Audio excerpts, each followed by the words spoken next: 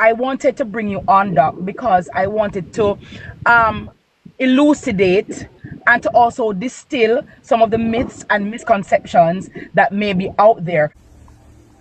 Stop trying to depend on producers. Producers no need, And now with this AI thing, when them realize them can replace, that them are good because me not see how it makes sense where producers can have artists or record labels can have artists around them and them still choose for sign AI. New one good. See it. So we have a couple more quick updates, my people. I'm not even go each straight in it now. So watch what I go on. Quick question. So did Madsus shade Masicka for the conversations that are happening online about the whole goat thing? You see this morning, it was revealed that Masicka purchased a new chain, and on that chain, Masicka has his name, but him also have the goat symbol, my people. You get to me and say, yeah man, a lot of people is stating that Masicka symbol normally represents the crocodile. So the fact that him go goat, him seek the heat and the controversy. You get to me and say, however, we see where the likes of Madsus would have basically make a post where him put up a picture, and when I observe the picture closely, it's actually a tattoo with a goat symbol, and the caption is we created. So me would ask somebody say, well, he is stating that this whole goat thing, where once I bring themselves in a conversation about a Gaza created, my people. That is what I am getting from Madsus' argument. At the end of the day, Madsus could be just, posting where he post because of his page and him can post where he want. But the fact that, in a recent times, the history between the likes of Madsus and Masicka is not really on a smooth track. So I would have reason to believe that he is shading Masicka. But what are your thoughts and your views? Let me know what you think in the comment section, my people. Yeah, man. And also when it comes down to up in the upper eight challenge of Jamaica, up in the rich people part, why a lot of things are happen were strange to me, you see. Yeah man, you remember Panny Joyride with him when they have a song where it says strange things are happening, you see it. So some very strange things are going on, you see it, as it relates to the people taking them own life. So you don't know, the other day we see a girl that entered the Miss Jamaica thing, she offered herself my people, and recently again, a couple of years ago we see where they are stating that a judge, drank some corrosive stuff and end her own life as well, my people. And now, what I see, according to the St. Anthony police, they are investigating a suspected suicide of a man in the upscale community of Narbrook in the parish on Wednesday morning, my people, and they are stating that the deceased was identified as 30-year-old James Stad of a Norwood Drive, Kingston 8 address, my people. So I am not sure what is going on, but clearly the struggle is real out there. According to what family members would say and the police them, it's like them would have realized that the G operate very strange like the night before, and then it seems like him take him firearm and inflict them wounded to himself, my people, and you don't know he was pronounced dead. Very sad situation. Condolences to the family. I get to me and say, but any ideas me say clearly the struggle mentally and all that. Mental health and all of them things that is real, in all aspects of the Jamaican society and the world at large, my people. You get to me and say, so as me say, boy, the thing set away out there, my people. But anyways, when I also see where a Jamaican woman in a Florida, my people, we see where the B is facing about 13 felony over a car theft scheme, my people. Not a situation where me or you would have want to in at this moment. You get to me and say, so according to what is being said in the news, they are stating that a 24-year-old Jamaican woman who once worked as a security guard at Fort Lauderdale Hollywood International Airport car rental center is facing 13 felony charges after detectives accuse her of conspiring with 3 men to steal a dozen cars from Hertz, my people. You get to me and say, and the mother name are Savannah Harsha Phillips, who was born in Kingston, Jamaica. Boy, I don't know my people, but based on when we forward like a foreign, even in a like this Florida area, based on how I see the things set up, we realize from early on say certain little things just now gonna work. You get to me and say, yeah man, so even like all you were working at a security guard at a place and, you know, I go pull off them little stunt, then I go catch up on you. Simple as that. Because, you know, when you check the level, first thing first, all of them place a camera off. So, once anything suspicious go on, them can just backtrack and look on every move, every detail, every operation, every time, and so forth. And it will go lead back to you. So, according to what they are saying, she was, you know, scanning or showing or acting as if she was scanning the license plates and all of them things there when that wasn't happening in the people, and basically she would have let through them and so forth. So you don't know how the thing goes. She have to go and rub that, and you don't know the people over Jamaica observe is having a field day with her mugshot. Some people are say, well, them fi keep her up there. Some people even, you know, pronounce her guilty just because her mugshot and all of them things there. But we can't even itch up my people. As we say, we have a couple things to talk about. So we see where the likes of Devin the Doctor. Yeah man, we see where Devin the Doctor is basically eating out at the record labels and also producers in Jamaica. We don't see where even the likes are not nice, so they fall in that category. So he's speaking on the AI artists them that is getting signed, my people. We see a major record label sign an AI artist, and we also would I see where Not Nice is signing an AI artist as well, and he's stating that it's the way to go. You see, Devin the Doctor would have revealed that when him see them thing them that clearly he say when it comes down to the producers them give 0 F about our artists. You get to me, I say I just the money them I run down. Check it out. And nothing but here we're going on out to the artists them. Because I see a message where somebody asks me, you know, just my opinion upon the AI trend. But me I gotta say it publicly. Artists. When I realize that them no value no. Yes, you're no longer a value to most of the producers and record labels. I say uno because I spend years on top of years, I spend I set up certain things, I work on certain things to make sure I put myself in a position where I can tell any producer go suck out their mother. And I still can release music anytime I want. So if you don't see me release nothing, I mean I want to release nothing. And I'm good same way. You get me? The thing with that though, it take a different type of mental stamina because now you are going to judge yourself, you know, based on what happened out there in the public. And then you are going to say some people, we are less talented than you. But them have producers with big name and our big money can make them thing go far and faster. But the thing with that is most times, yeah, by it come it gone. So you can't able to watch that. You as an artist have to just focus on building up your little catalog. And it's not hard, believe me. It just take time. It's not hard, it just take time. So here what I want to know as artists for do. Set up on a record label. Set up on a record label and find some youth, some little talented youth. Whole heap of them about a place I can make rhythm. Find 1, 2 or 3 of them and work together. You see me, I want to split the masters, split the publishing, and release on the music, and it all to make money together, or the group I want to make money together. Stop trying to depend on producers no need, you know. And now with this AI thing, when them realize them can replace, you know, that them are going to do, because me not see how the fuck this makes sense where producers can have artists or record labels can have artists around them and them still choose for sign AI. You know why? Because the money them a deal with, them not care. The thing will separate humans from robots or from AI or whatever is feeling, is soul. The soul, the feeling, the emotion where you put in your music. That make we special, you know. So now them find out say them can replace the words where you sing. Nothing not the words, your voice where you sing. Because them still are gonna need the words. So the voice where you have and whatever it is. I make AI come do it. You know why? Because them want control, and this just to show you how little them view. Not me, I not say me, I business with them with producers, move them bum buckler. How them view uno as artists. This is how little them view uno.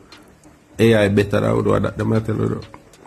And it's not even about being better down, it's about what them can control. And it's about making money and don't have to share it with the artists them. Because all the artists did already figure this out, say. Them will make way less money from enough of them producers, you know. So they will kind of step aside a little bit and figure out certain things. So me I make it known to Wally out a little producer. He's not a producer. artists follow the trend. Them not like when I show so they not like them either. So if people want to say me I try to separate the industry, yes. I care about artists, because I'm an artist more than anything else. Artists, listen to me, I'm going to repeat myself. Set up on a label. It now have to be a big corporation, you don't need that. If your name Bag Juice, call the label Bag Juice Factory. Find two youth who are talented and know if you make rhythm. If you can find one that can mix and master, I want to put on a thing together and release on the motherfucking music. Do not watch the producer them. Take yourself out of the place where you need to depend upon producers for release of the music. This is literally just the beginning of the new trend. You're going to see it over and over and over. You're going to see more people assign AI because they want to control every single thing and they want to make as much money as possible without having to share it. Remember me telling you, you know. Anyway, what time I now? After 10 in the morning, gone back on my bed because I don't need a producer to tell me what time to wake up. Moving no bum buckler.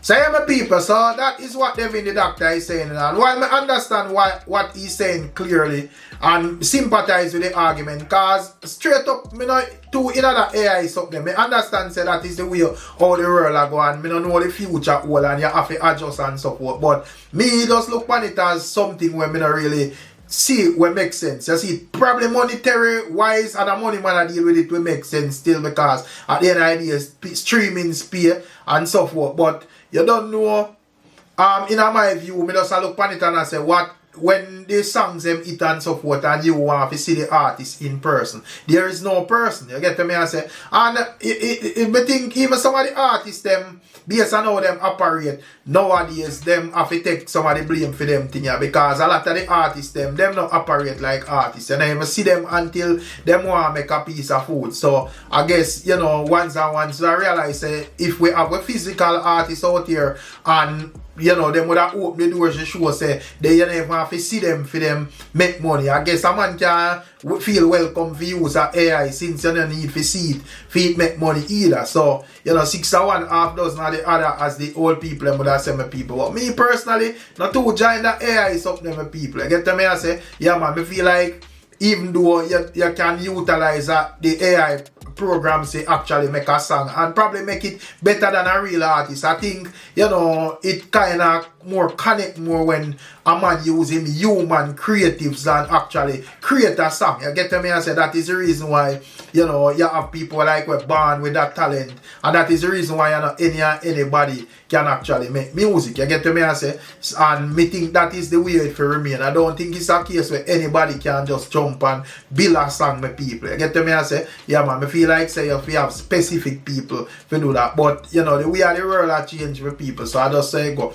And last but not least, you know, with I see have a very interesting reasoning from the likes of Miss Kitty and you know the director of CDA. You don't know CDA that make a script on TikTok and you know scrape away the kids of Rosealee and also the girl when you anime people. You get to me I say, and you don't know them would have like give some closure to Miss Kitty as to how them operate and clear up some misconception of how people that have them. And I think it's a very interesting reason when I want it for dep on my channel so I can look back and whatever because at the end of the day as I say, I think me would have actually even like learn some stuff based on you know how them operate. Cause I not even have made it so deep until this whole Rosealee thing, my people. But here we go. We are gonna take a listen at what Miss Kitty and the gentleman was reasoning about. I don't know, can't tell me anything. Check it out. Right.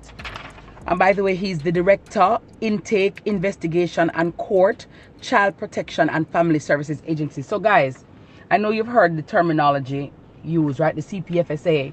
And you're probably wondering, what does that mean? It's the Child Protection Family Services Agency, CPFSA, okay? When Dr. Warren is here, he could just indicate same please. Dr. Thompson, sorry. When Dr. Thompson is here, he could just indicate same please. So I could just add him to the live. All right? Beautiful. Remember, so the more them fight, the stronger we get, guys. and them fight a losing battle, so sucks to be them. All right, so they're in the chat. All right, so I just wanted to share this from a legal perspective, okay? So just to give you some legal jargons or legal background as to where the CPFSA gets their mandate and they are able to do what they do. So in Jamaica, the main piece of legislation that governs child care and protection is the Child Care and Protection Act, the CCPA of 2004. Now, this act provides the framework for care, protection, and well-being of children in Jamaica and establishes the CPFSA, formerly known as the Child Development Agency, which is the CDA. All right? And that is the body that is responsible for the oh, thank you, sweetie. That is the body responsible for, let me catch from that side, yeah. Feel better. Good. That is the body responsible for enforcement. Now, the act does not explicitly or directly define child abuse, but it defines the circumstances and the act that constitutes abuse, negligence, neglect, or maltreatment. All right. Oh, they're here. Okay, so I'm gonna get him now. Jason, what do I need to do? Okay, invite Positive Shans. No, I need to invite Dr. Thompson. Where's Dr. Thompson? Wanna see him? No man, he should know. He should be here. Share the live, guys. Thanks, Samantha. Doc, you have to send me a request, please. Jason, send me a request, please. Guys, please make the live look pretty and nice. Let's get up to 300,000, guys. And when the gentleman come, you try send a lion or a wheel or something to make him feel good and suck at the man know what time it is. So, Dr. Thompson, please send a request so that I can add you. Thank you. I know that, you know, it's been a very topical issue. Many persons have been, pardon me, many persons have been talking about it. CPFSA, click the red. Oh, what? Jesus. This agency has been very topical and current in the news of late. And I know that somebody may have, you know, a lot of us have questions and comments. And by the way, guys, you can send me your questions here. And I will also ask Doc once I see them, right? Click the icon representing two people. I want me to do now. I want them. Click the blue with the people. Oh, hold on. Oh, let me see. Oh. So you might have requested me in there. Wait there. Oh, see it there? One of the bright like morning star. What do you see? Oh my God. I clicked it. Dr. Thompson? Oh! How are you? I am magnificent. Thank you, sir. How are you? I'm trying to figure this thing out. Yeah, doctor, look here now. Look here. I am a newbie over here. So I feel like a novice, right? In many ways. But I am quick. I'm a quick learner and I can follow instructions. So I am a creature of instructions. So I was watching Paw Nation. Well, let me say a felicitous afternoon to you, sir. Thank you for taking the time out of your schedule to be on my live. My name is Miss Kitty or Mrs. Kitty, darling. And so, you know, I wanted to bring you on, Doc, because I wanted to elucidate and to also distill some of the myths and misconceptions that may be out there. How do I put Doc on the big screen? All this going on.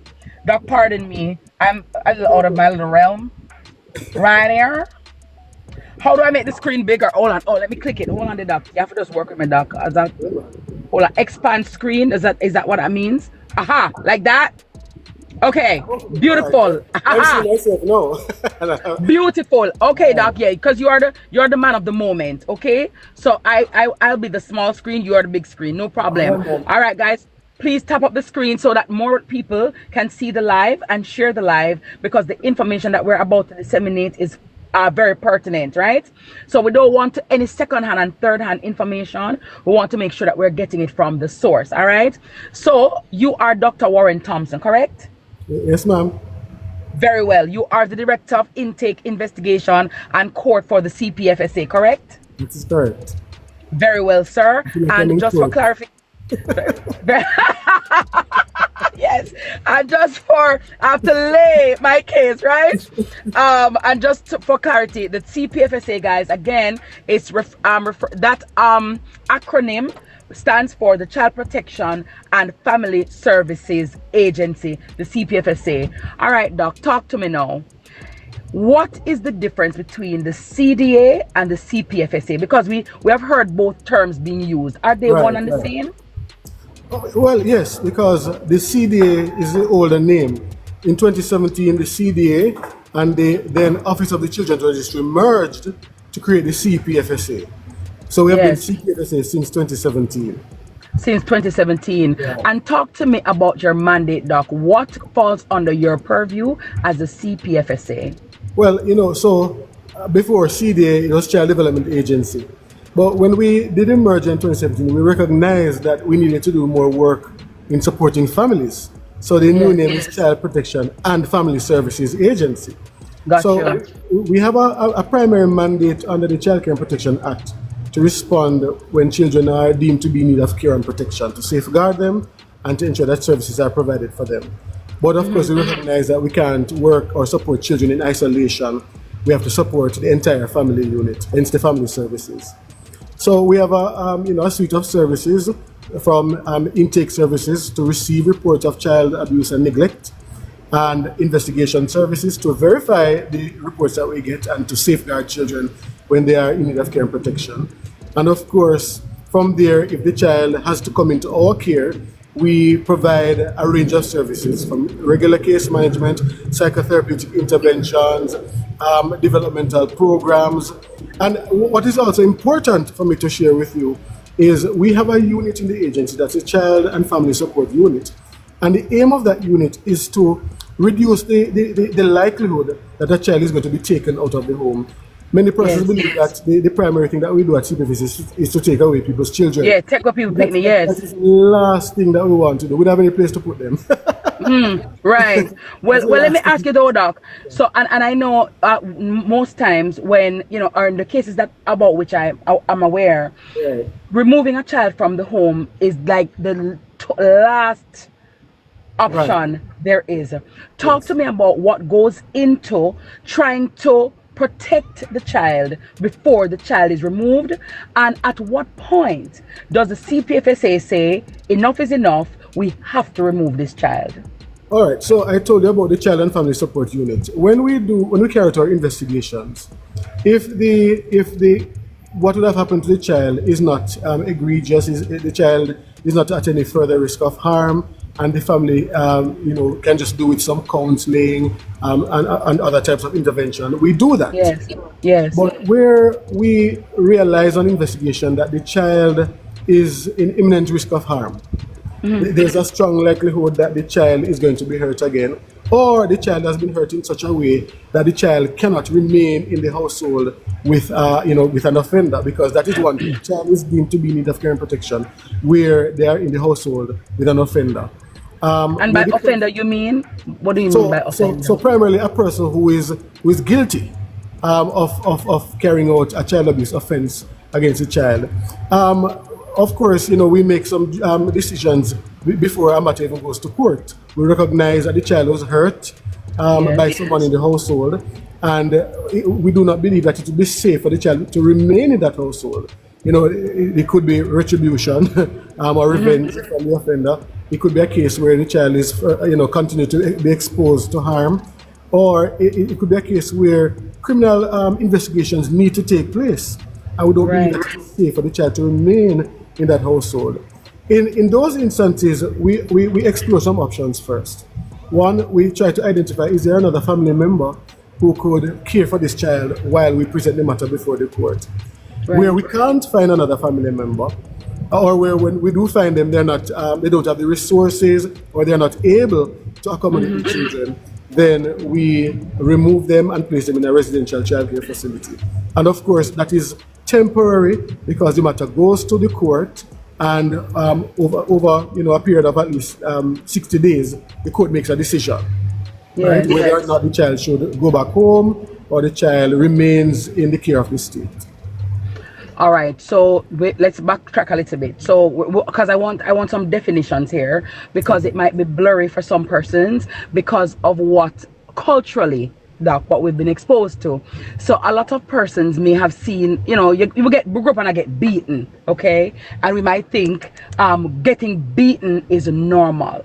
The Act in Section 2 does not explicitly define what is child abuse, but it says a child in need of care and protection includes children who are 1, ill-treated, neglected, abandoned, or exposed to moral danger beyond parental control, living in circumstances where their health, education, or well-being is being endangered.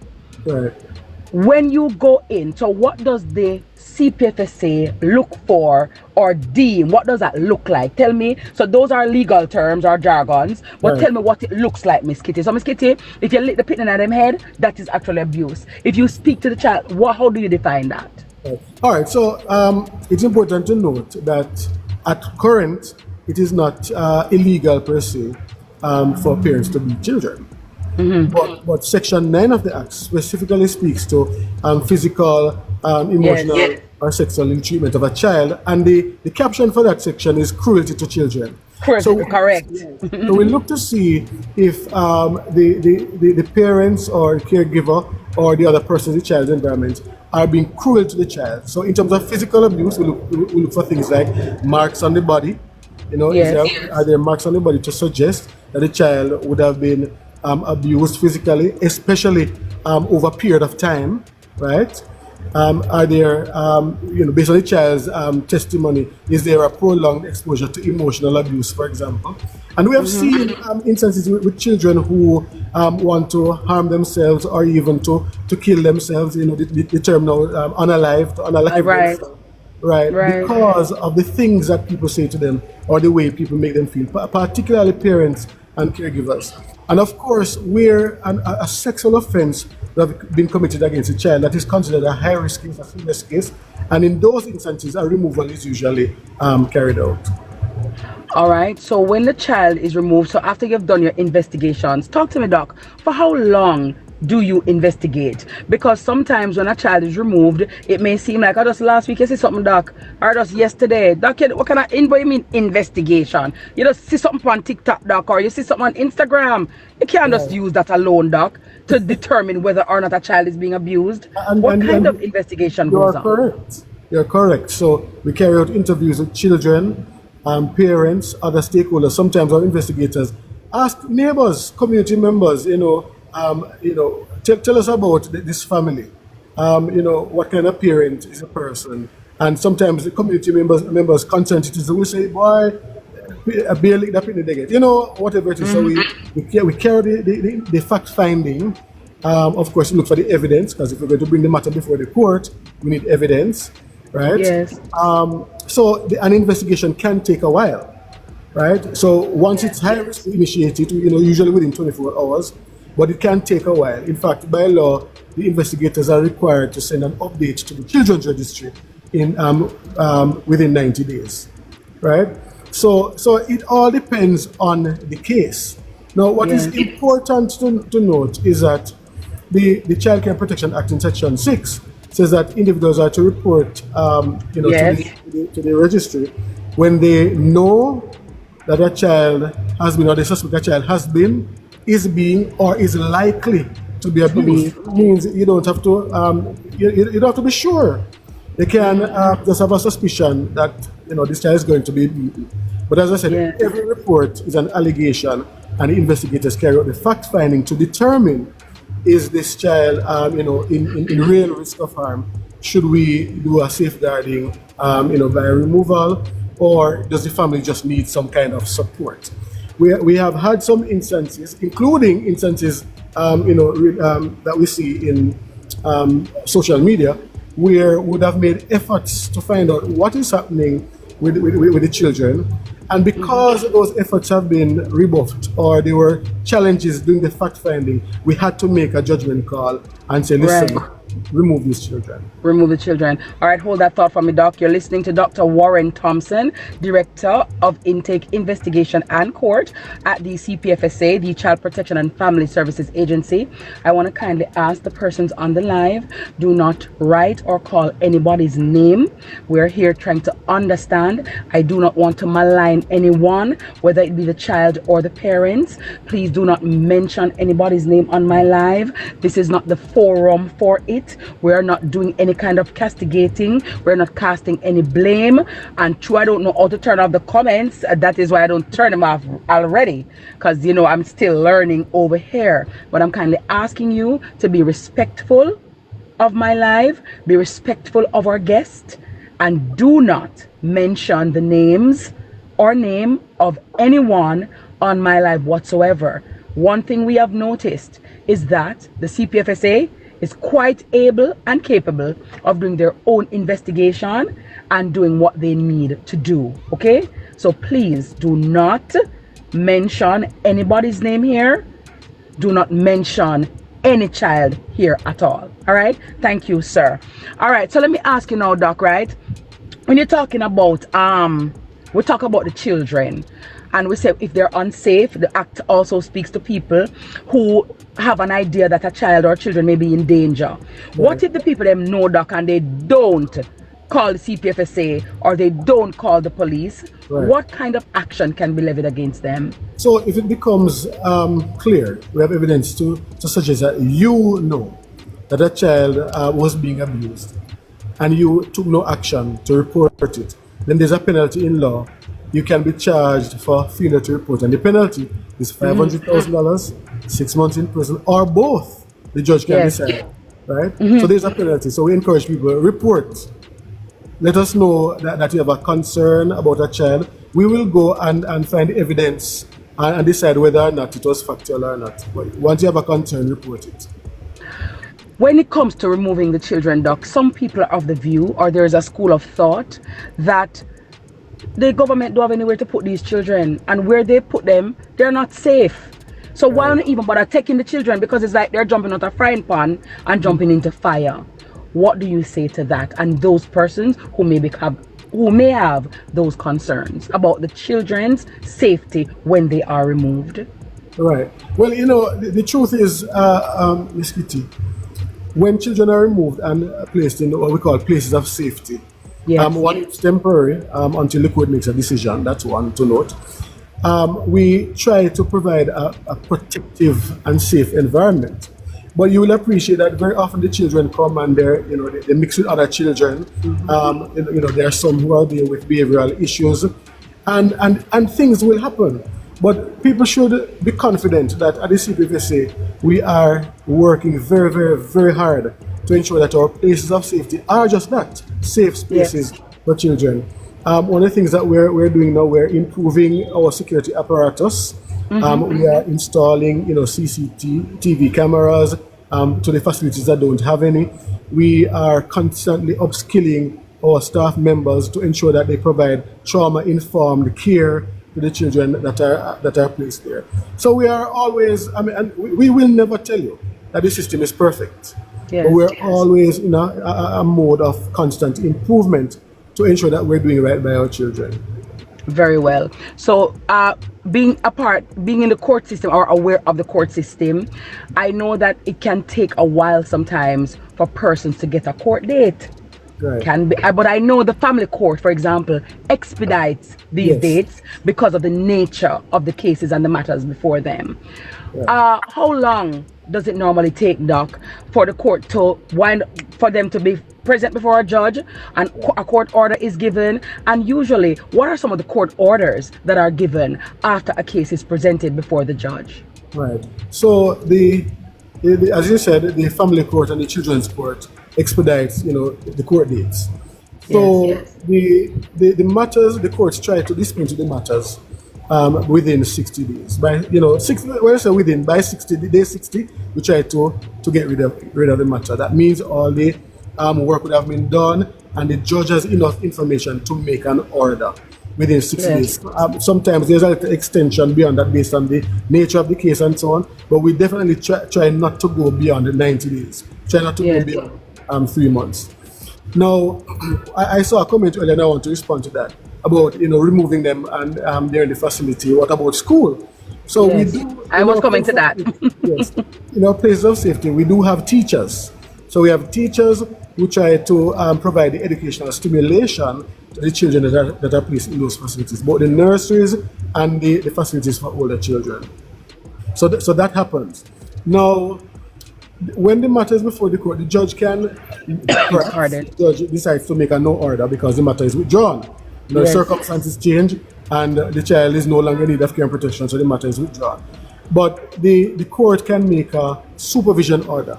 And the order is for the child to go back home, or the child should remain in the care of the parents or the caregiver under the supervision of the CPFSA. So the child is at home, but the child has a case manager who constantly checks in, provides services, ensure that if the family needs training, the training, parenting training is provided. If the family needs access to other resources, that those kinds of connections and referrals are made. So the child is at home, but under the supervision of the state, right, through Yes. the CPFSA. The court can also make a fit person order. But the fit person order places the child in the direct care of the CPFSA, of the state. So Yes. that means the government now shares some parental responsibility with the parents, and the government can make some decisions on the child's behalf. So in those instances, the child is either in a facility, or sometimes we place the child in a foster care setting, enroll the child in school. We do all the things that a parent would normally do for that child, because that child is now, as some people say, government quickly. The child is ours. But one thing is important for us to note, Kitty, and that is in doing our case planning, the first goal is usually to see whether family reintegration is possible. So we might remove a child, but the intention is that someday soon, sooner than later, we hope, we can place the child back home in a family reintegration arrangement. And where that works out, we go back to the court and ask the court to revoke the fit person order. So when a child comes into care, it is not permanent. Yes. Right? It is only permanent in so much as the parent or the family continues to go without the capacity or without the development needed to make them able to provide for the children and to care for them. So let me play devil's advocate a little bit though, Dr. Thompson, because some people are of the view that, look here, Dr. Thompson, look how much pitney I walk up and down in a market. Look how much pitney I walk up and down on stoplight. You can't go to a stoplight and not be bombarded with a barrage of youngsters. Some of them so young, you can see the breast milk still on their lips. And yet still it look like you're targeting TikTokers and their children. So why you don't want to take up those children? Well, wipe car glass down a market and I sell the chocolate them at night time on the road, doc? How you not gonna look for them pitney there and them the parents there? No, but people are making assumptions that we're not doing that. Because, we have been over the years, we carried operations to identify the children living and working on the streets and to ensure that we safeguard them and provide some kind of support. In fact, we actually have, we did a street and working children study in 2020. And we have used the findings from that study to implement a program through a third party in some key communities that were identified as the communities from which the children on the streets tend to come from. So we have we provided that intervention over 1 year just now, and that has been extended to another year. So we're doing the work. Now, you have to also understand that the dynamics of children living and working on the streets. Some of those children, they would have removed them. They may have come into our care. Some of them absconded, so they ran away from the facilities. Right. We have gone out there. Sometimes when they see us coming, they run. Sometimes they come to me and I wind down my window and they think I'm a police officer. So sometimes they run away, right? Yes. But many of them, even though we may remove them, they tend to want to go back to the street. Which is why Because that's the life they know. Right, that's the life they know. So we try to encourage, citizens, the public, not to support them in that kind of way. Where you need to make a report, make a report. One of the things that we have to watch out for as well, Kitty, is when you see a child working on the street, the child could be begging, the child could be selling. It is by being on the street, the child is at risk, right? Risk of harm because vehicle can lick him down. Yes, Somebody it can kidnap them. Right, anything can happen. But in some instances, there is someone who has sent that child out to work. Yeah. So you have to look for those kinds of exploitative situations. Sometimes Yes. children they're sent out to beg and they have to carry in a certain amount of money to somebody. So in those instances, we have to respond not only to remove the child but to address the root cause. The perpetrator. Yes. Yeah, the perpetrator. So it's a very nuanced kind of situation. But we do try. Every now and again, we do operations where we go to some hotspots and try to remove the children. And They say it seems like like hotspots are popping up all over because I'm telling you, back in the day, you would see some at one stoplight. Now, Doc, is that they've inundated all stoplights. It's like you're just afraid to go to the stoplight. And I, for one, am very concerned about some of the children, especially the small ones, the smaller ones that you see there late at night. It's like, where are their parents? And then somebody's gonna ask, where is the CPFSA in all of this to remove these children off the road? No, man, once somebody makes a report or once we see them, we engage in some kind of action to remove them, right? Of course, as I told you, some of them run when they see us coming, but we try to remove them and we try to either bring them back home because, as I said, many of them have homes, so we try to bring them back home. But when we realize it's a pattern, then we do a removal, put them in our care, and if they don't abscond, then we try to provide the resources and the services needed for them to, go back into school and to live as normal a childhood as possible. But some of them, as you said, have been raised in a culture where they have to go out and hustle. Yes. So there's some cultural things that we kind of need to change up. Pardon. Right? But one of the things that we believe is where we're able to support families and cause families to become protective environments, then the likelihood of a child going on the street would be reduced. So Talk to me, Doc. Oh, sorry, pardon. Finish your thought. Yes. We're trying to tackle the issue from multiple perspectives. Even this program that we're implementing in the targeted communities, we're hoping that it's something that can be expanded in the future. But of course, all this comes down to resources as well. All right, guys, we're talking to Dr. Warren Thompson, Director, Intake, Investigation and Court at the CPFSA. Welcome to my life. Thank you so very much for joining. It's Mrs. Kitty, and we're here talking with Dr. Thompson because we're trying to shed some light on what this agency is all about, what they do, so we can have a better understanding and appreciation of the work that they do, and so we can also streamline ourselves so we're not running afoul of the law. Doc, many persons will say or are of the view that the CPFSA only operates in Kingston. Because, the other parishes, the pit them down there get peer lick, the pit them down there get ill-treated, and the CPFSA down in the rural areas, removing these children. All right, so a CPFSA office and a team is in every parish. That's one thing to note. But we recognize that there are some parishes where it's also difficult for persons to get to the CPFSA. So one of the things that we're actually going through now, we're trying to identify some spots, some spaces that we can use as outstations. It's something that we have done in the past, and we are looking at doing it again. In fact, we're in dialogue with the Jamaica Library Service to see if we can use some of the branch libraries as that space where people can come to make reports on specific days. So we're looking at, for example, it will be southern Trelawney, the hills of Trelawney. Yes. We're looking at the hills of St. Thomas. We're looking at some parts of St. Catherine, where it's a far distance for people to travel. So we're trying to see if we could go to those communities and we can say, 1 or 2 days per week at this library or at this school, there's a CPFSA officer who is there. Persons can go, make the report. You want to talk to somebody, the CPFSA is there. But one of the things that we have also done, we have made it easy for persons to reach out to us. And I saw one of the comments earlier, someone wanted to know what the number was to call us and make a report. So 211 is our main reporting line. 211, 3 digits, easy to remember, and most importantly, it is free. And it is operated on a 24-hour 7 days a week basis, even on public holidays. The line is actually down now. I should tell you that. We're having some technical issues, but the service provider is working to rectify it.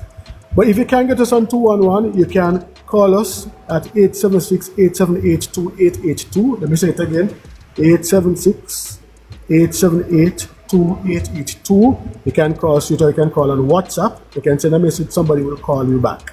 You can send us an email at report at childprotection.gov.jm. If you're on Instagram, Facebook. So I'm a beautiful people. That is the reasoning from Miss Kitty and the general, you know. Not sure what are your thoughts and your views. I don't know how the thing go. You see it, as I said, this should have given clarity and clear up any misconception or give them understanding as to what the CDA is about the people. Big up on yourself and bless up on yourself. As usual, want to know we always are forward to once things pop up or we feel like we feel hear about. So catch you on another one still. I'm out.